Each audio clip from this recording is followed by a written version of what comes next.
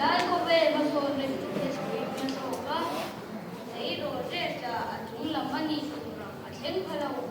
an noi la mai sen lo an so yang mai Rilau la chu ruang ui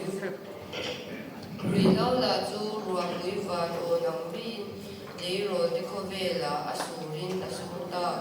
Suan na sa tapoy na di siya solo Dei ro huay sen ni turin Patiyan tu o ito bro Chalay leu In chat lai chen ula In na no pan viao lai hang lim ro Ama ero chu Patiyan in chua ro arel do ni shere hang teu Emma em do nei sula In bang ina tu om hek su se In chat lai kun rei do lo Ham chat na dong durin sadana chibai bu kher angai lo Patiyan tu siya a zo nehi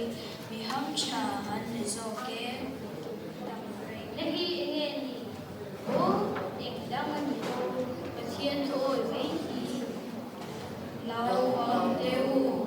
Lal pa a chuan in nu le in va te tu zo no Chu chu thil nim an siya In nu le i va choi moi ro Chu chu tu pek tiam le masaber ani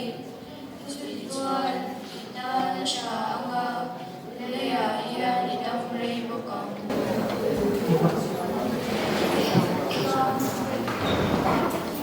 Vai Pathian po tho Good morning. Tại là mà đi rèn vai đi hiền. Vegan áp lực tu pia.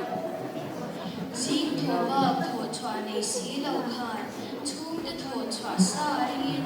it's my life di in nun kan chen me kan ni lom ni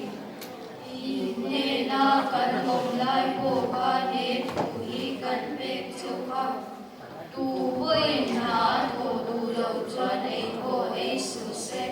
Di in.